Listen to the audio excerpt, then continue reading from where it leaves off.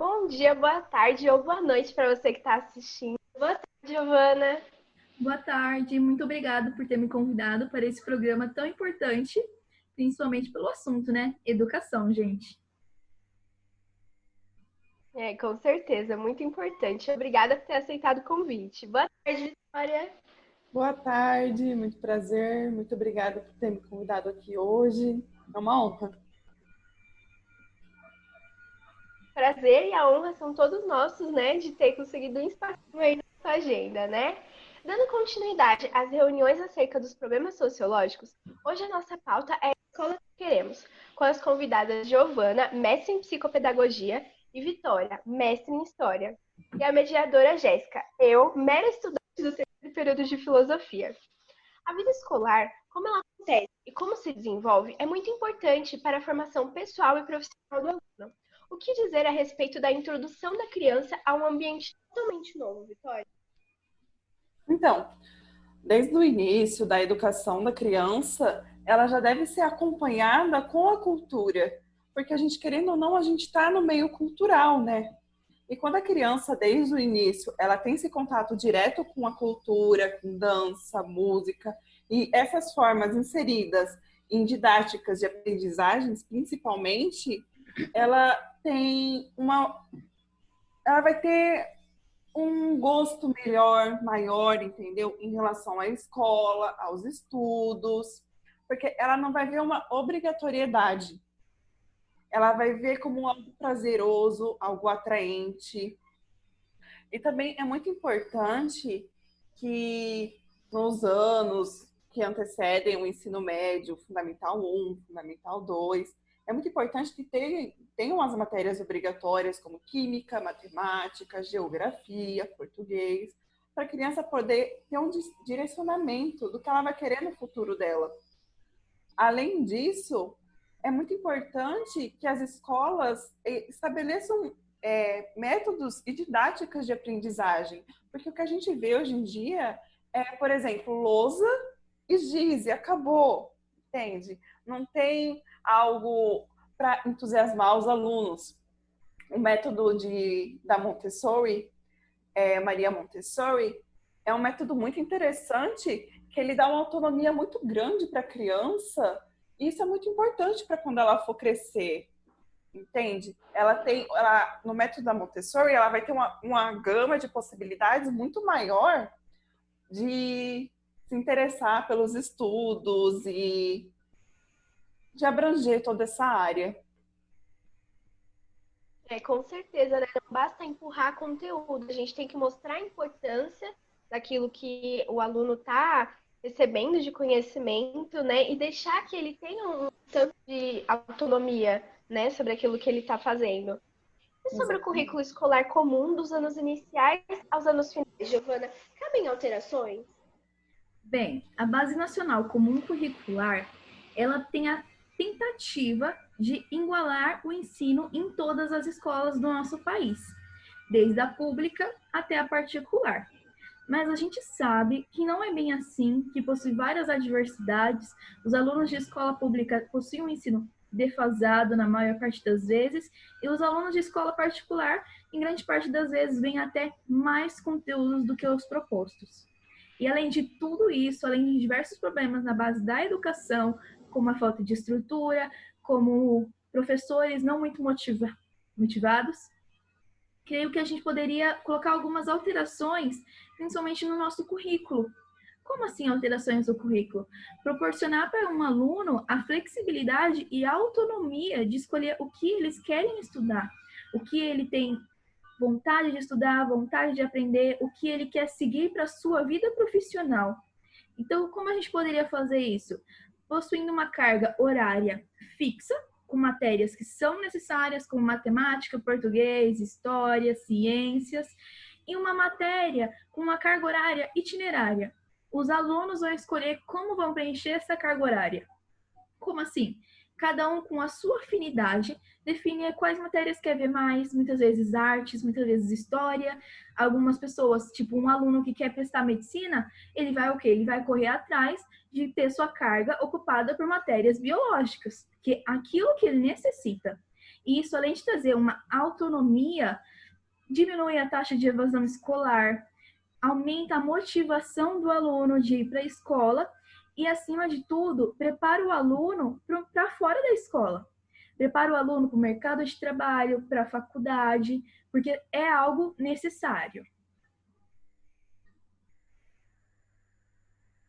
E já observando a discrepância, né, entre os dois mundos, né, os dois lados da moeda, a diferença de oportunidades, de condições sociais, a gente pode relembrar uma pesquisa do IBGE do segundo semestre de 2019, que ao analisar a faixa etária entre 15 e 17 anos, as taxas de evasão escolar são 8 vezes maiores entre jovens pobres, meninos, pretos e pardos, além de ser significativa em áreas rurais.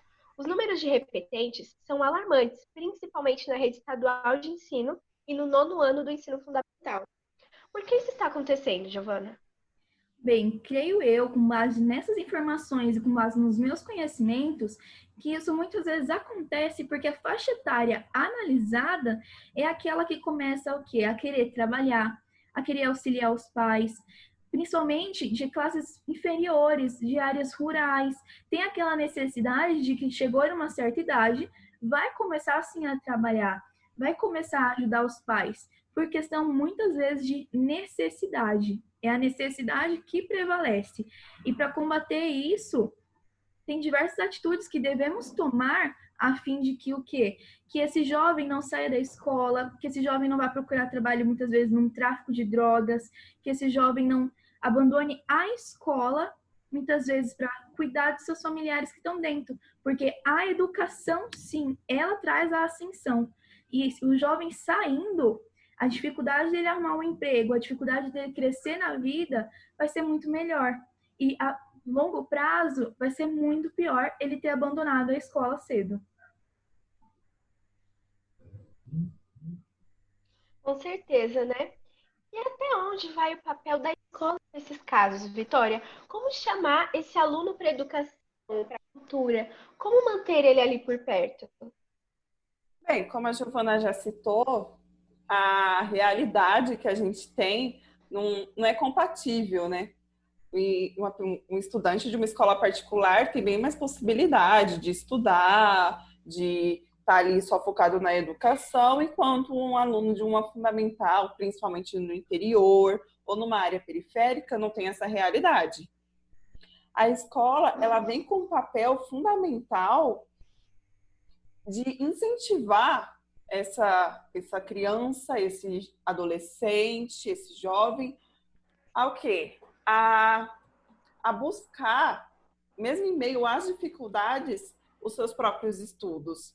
Por exemplo, no filme, no documentário, na verdade, Pro Dia Nascer Feliz, quando eles mostram a realidade de uma escola do Rio de Janeiro, do lado de uma boca de fumo, uma das coisas que mais prendia um dos estudantes na escola, que fazia ele ainda manter um certo interesse, era porque ele participava da banda.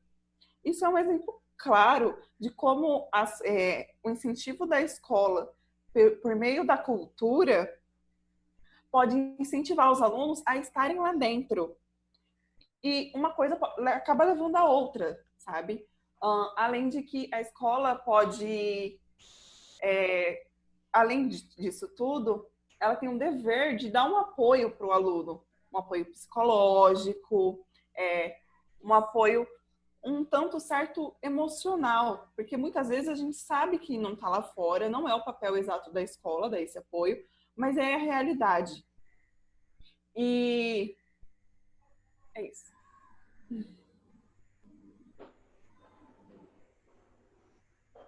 Então, o que tudo isso vem mostrando para a gente é que o Brasil, na verdade, não é um país para todos, né? Ao contrário do que dizem os comerciais de TV, né? É exigido que o aluno esteja todos os dias ali na escola, que ele tire ótimas notas, que o professor dê o seu melhor, que o professor dê todas aquelas aulas, né? Mas como fazer isso sem estrutura igualitária em todas as regiões do país? Como um professor dá o seu melhor, quer oferecer tudo aquilo ao aluno, sem os recursos necessários? Eu passo a palavra para você, Vitória.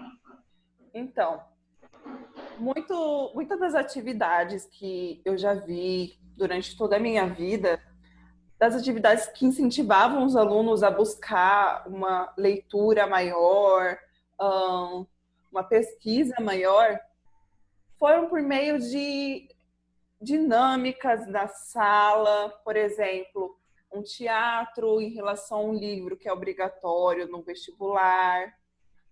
Em vez de você pegar o livro e falar, não, vai ler, não, você faz um teatro, paródias. Esses métodos mais dinâmicos podem ajudar o professor em relação ao aluno, porque é a realidade brasileira, as escolas não têm recursos, principalmente as escolas mais no interior. Quanto mais próximo você vai chegando das metrópoles, mais recursos uma escola vai ter. Quanto mais longe, menos recursos. E a gente sabe que os jovens passam muitas dificuldades, mas essa forma do professor se importar, entende? Mostrar que se importa, escutar atenciosamente, incentivar o aluno, não, vem cá, vamos ler, vamos tentar, você consegue. Muitas das vezes, o aluno, ele busca algo melhor porque ele teve esse incentivo do professor, entende? E esse incentivo o professor só pode dar para um aluno se ele realmente gosta do que ele faz, sabe? Eu sei que muitas vezes é cansativo, ser professor é uma coisa exaustiva, tem dias que realmente chega num ápice muito complicado, acontecem situações difíceis, mas a questão é mostrar interesse e incentivar mesmo que haja dificuldades, sabe? Com certeza. Eu passo a palavra para você, Giovana. Eu concordo plenamente com o que a Vitória falou.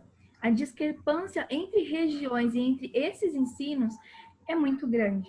A falta de estrutura, a falta de materiais, a falta de professores, ela age profundamente na educação desses alunos. Porque imagina comigo, se esse aluno está estudando numa escola em que não tem um banheiro decente, não tem uma alimentação decente, não tem muitas vezes professores para dar todas as aulas, ele vai se desmotivar, ele vai querer sair, ele vai aos poucos abandonando a escola. E em comparação, a gente tem o quê? Uma região central de uma cidade como São Paulo, escolas totalmente preparadas, que envolvem tecnologias, com tudo que é necessário, que muitas vezes acaba levando o aluno, mas que tem o quê? Outras dificuldades, como o emocional do aluno, como as dificuldades de manter aquele aluno incentivado, porque não é só a estrutura, mas é o professor também. As técnicas e metodologias que valem. Porque se você querer só ensinar o aluno através de uma lousa, com o passar do tempo ele vai esquecer o conteúdo, ele vai ficar desgostoso com ir para a escola.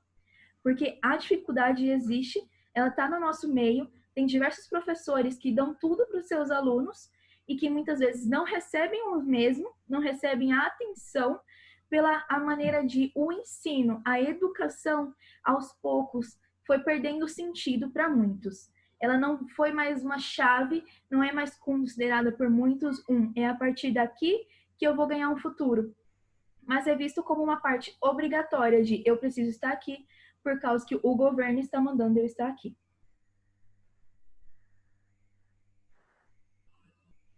É verdade. Eu acho que como um exemplo, até mesmo o que a Vitória tinha dito também, né, sobre o professor querer buscar formas diferentes, né, de chamar aquele aluno, de mostrar que está ali, né? Na teledramaturgia, a gente pode citar a novela Malhação, que ela está no ar, né, há mais de 20 anos, com algumas temporadas. Na temporada que estava no ar, mais ou menos ali em 2018, né, a Malhação Viva a Diferença, no núcleo dela, mostra essa realidade diferente, né, na escola pública, na escola particular. Tem o diretor Edgar, que trata os alunos como máquinas, que não se importa com aquilo que eles sentem, aquilo que eles pensam, né, aquilo que eles querem para eles, para o futuro, né. E tem na mesma escola o professor Boris, né, o que ele também é orientador pedagógico, que chama aquele aluno, que ele mostra oportunidades diferentes para aquele aluno, né? Que ele mostra como a história é importante, como é importante você estudar aquela história para ela não se repetir, como o aluno, a partir do interesse dele, ele pode estudar de formas diferentes, né? Tem jeito diferente de fazer isso, né? Sem deixar isso muito pesado. Tem também a diretora Doris, que ela é da escola pública e ela quer muito fazer muita coisa por aqueles alunos. Ela tem uma biblioteca com muitos livros, com um acervo grande, mas ela não tem condição de oferecer aquilo. A verba não chega dela. Ela não consegue. Ela quer uma estrutura melhor e ela não consegue. Mas tudo que ela pode fazer, ela faz, ela corre atrás daquele aluno, porque um dia ela foi uma aluna que quase participou dessa taxa de evasão por conta de problemas familiares. E por uma professora enxergar um potencial nela e não desistir, ela não desistiu, né? Assim como ela não quer desistir dos alunos dela também. Eu passo a palavra para você, Vitória. Obrigada. Eu só queria fazer um comentário que acho que muito desse incentivo que o professor vai passar para os alunos, ele é extremamente importante. Retomando, eu acho que para o professor ele dá esse incentivo para o aluno, ele também tem que ser incentivado, sabe? Acho que o professor ele perdeu muito da autoridade que ele tinha em uma sala de aula, do prestígio que ele tinha na sociedade. Hoje o professor, comparado ao impacto social que ele tem, porque sem um professor, bem, as coisas não funcionam, né? E com o impacto que ele tem, ele não ganha praticamente nada, ele não tem o incentivo merecido.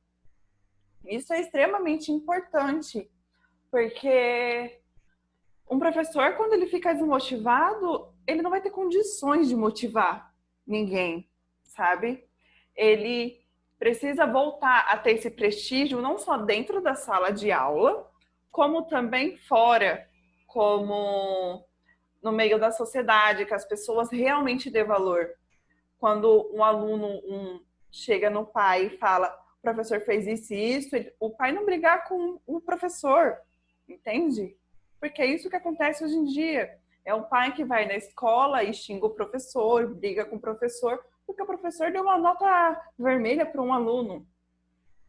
Isso parece que chega a ser uma inversão de valores, entende? É isso, pode retomar de fala, Jéssica. É verdade, né? Porque o professor, ele tem um papel tão importante, né, na sociedade, ele é um dos pilares, né? Qualquer pessoa que chegue no topo de algo, que chegue no topo de uma profissão, ele tá ali porque teve um professor, teve alguém para orientar, sabe? Para apresentar aquilo ali, né? E ele deve ser enxergado com outro olhar, que ele já foi visto no passado, né? E sobre o ensino superior, né? Porque a faculdade pública, ela está repleta de alunos que vieram da escola particular e a faculdade particular está repleta de alunos que estudaram na escola pública e precisam se virar para pagar mensalidade, que trancam o curso no meio porque não tiveram condições. Gente, passo a palavra para você, Giovana. O que está A gente acontecendo, pode né? falar sobre essa realidade totalmente invertida, onde os alunos da escola pública, esses são os mais prejudicados em todos os momentos, se a gente parar para pensar. Não tem uma boa estrutura, não tem bons professores em certo caso, porque existe sim muito professor bom, mas também a gente sabe a realidade que existe muitos professores que não estão tão participativos, que não querem mais tanto, que não têm mais o incentivo de dar aula.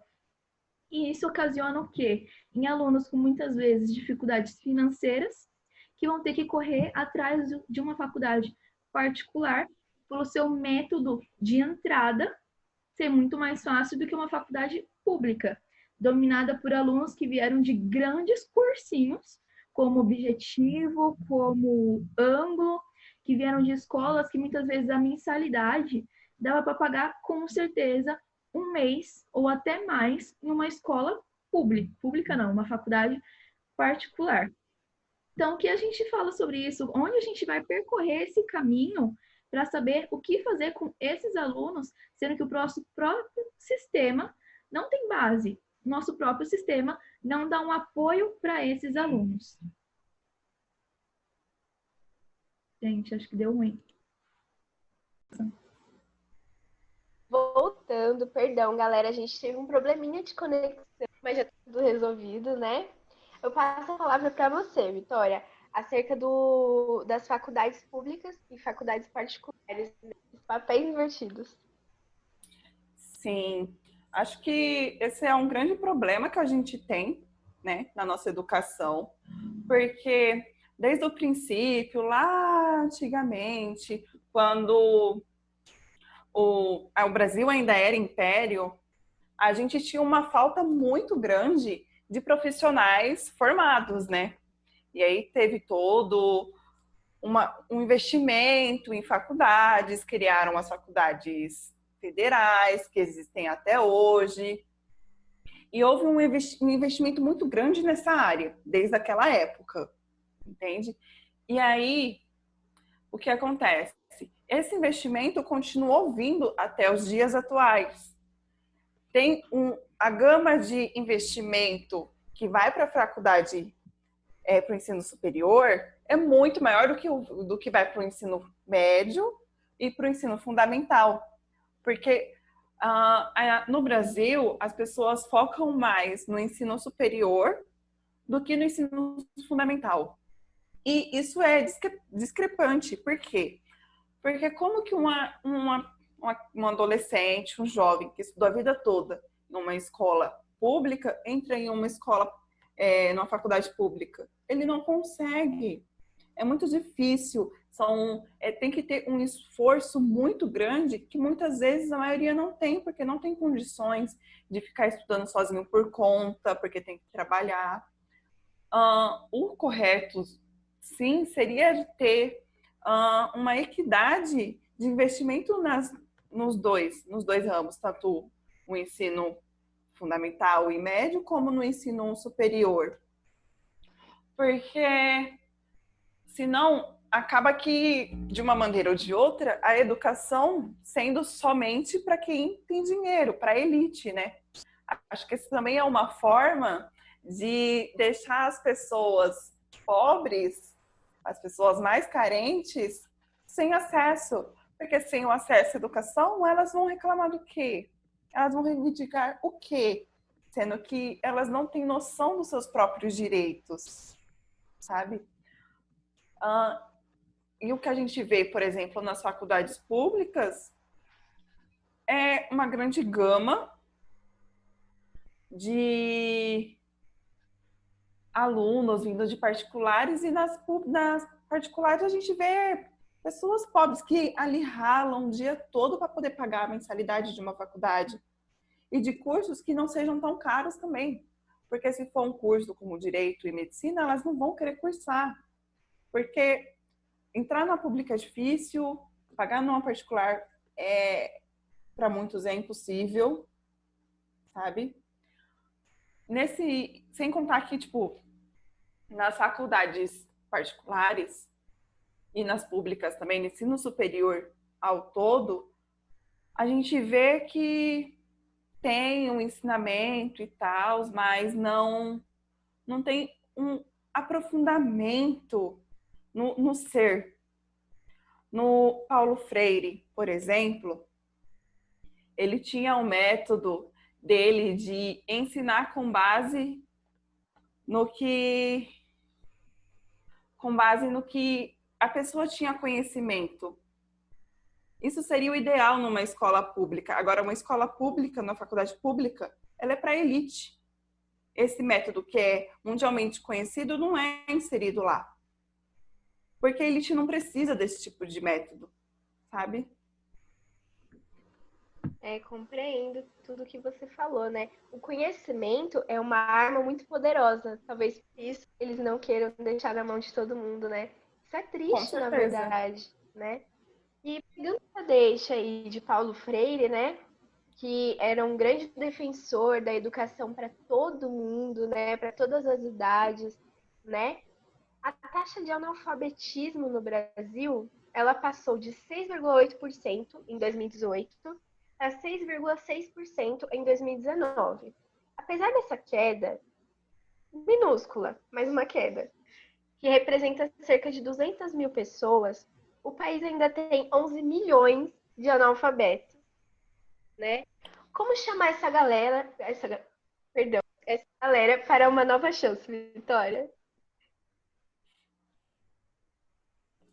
Acho que é bem complicado de chamar toda essa gente, Verdade. mas eu acho que mostrando os benefícios que a educação traz para a vida da pessoa, ela vai ver o quanto isso vai ser importante para ela. Porque, afinal, a maioria da população em si, quando é nova e tal, ela tem o interesse de estudar e se formar no ensino superior, seguir profissionalmente numa carreira.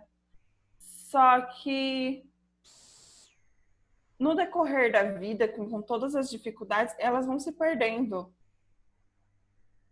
Elas, em meio às dificuldades, elas não vão conseguindo se manter. A dificuldade vai apagando essa chama de sabedoria que tem dentro dela. Acho que o papel ali seria reacender essa chama.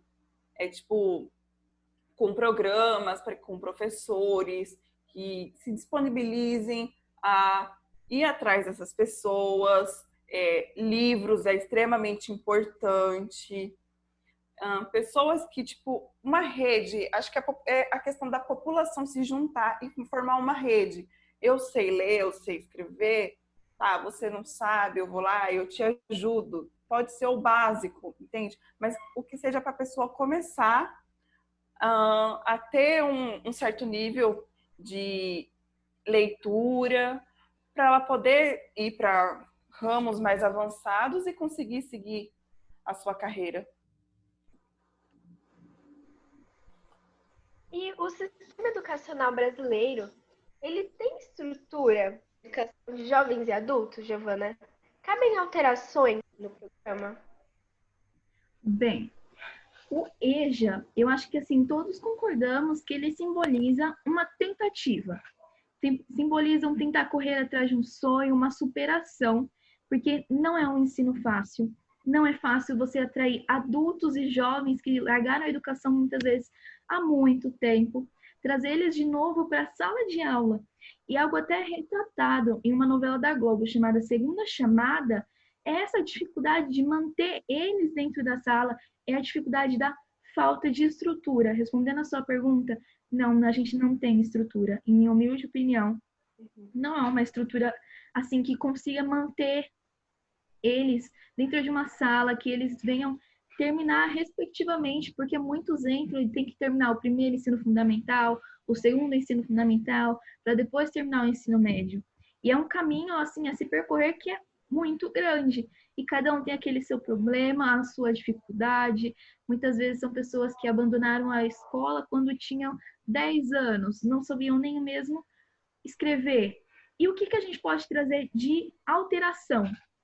Eu creio que a gente pode muito seguir, como a Vitória mesmo falou antes, a metodologia Paulo Freire, que é uma metodologia assim tão bonita de você ensinar uma pessoa a partir daquilo que ela já conhece.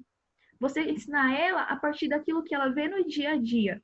Porque isso fortalece a aprendizagem, isso mostra que eles sabem, porque eles têm muito conhecimento, têm muita sabedoria, e o que falta é o quê? É a arma da educação, que a educação em si é uma arma para muitas situações. Outra alteração que a gente poderia fazer é incorporar a cultura e a arte, porque muitos gostam disso. Muitas vezes novelas, que muitas mulheres, donas de casa, assistem. Se a gente incorporar a história, que muitas vezes é retratada em algumas novelas, será que elas já não conhecem, nem ao menos percebem que conhecem sobre isso? E se a gente buscar dar um atendimento mais individual, dar um pouquinho mais de atenção a cada uma das dificuldades e principalmente dar um apoio psicológico, porque é totalmente necessário um apoio psicológico, um apoio em diversas áreas, mostrar para eles que não existe só uma coisa que está certa, muita coisa é certa, que não existe só um tipo de linguagem, existe o inglês, existe o espanhol. Ah, mas eu não consigo falar isso, eu não consigo isso, é para todas as idades.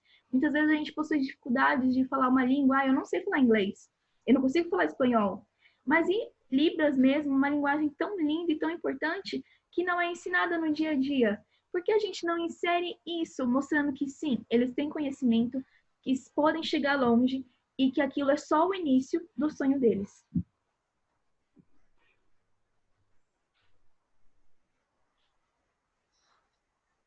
Com certeza, né? Inclusive, relembrando essa novela que você falou, né, Segunda Chamada, ela tem um núcleo muito popular, na verdade, né? A gente vê ali na sala de aula pessoas que no dia a dia a gente identifica facilmente, né? É aquela pessoa que é um ex-morador de rua, aquela pessoa que é dependente químico, que quer uma nova oportunidade, são repetentes, né, que acabaram saindo da escola, mas que querem nova chance. São mulheres que foram mães muito jovens e acabaram largando a escola. Tem N motivos, né? N Marias, N Franciscos, que a gente encontra facilmente, né, por aí. Que todo mundo conhece alguém que gostaria dessa nova chance, né? A escola que eu quero é essa, né? Com gente com brilho no olhar, né? De estar ali estudando, que nem Segunda Amada, por exemplo. O brilho no olhar que aqueles alunos têm, gente, é algo que deve gratificar para aquele professor que está ali, né? A escola que eu quero é uma escola com estrutura, uma escola com igualdade, sabe? Onde a educação, o conhecimento não seja algo a ser temido, sabe? É algo que todo mundo deve ter sim, né? Isso faz a gente evoluir muito mais do que a gente está evoluindo agora, né? Qual a escola que você quer, Vitória?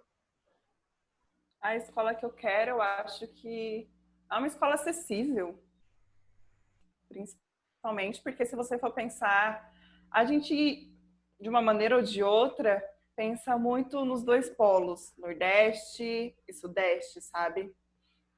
Mas, por exemplo, logo no Nordeste já é muito difícil o acesso.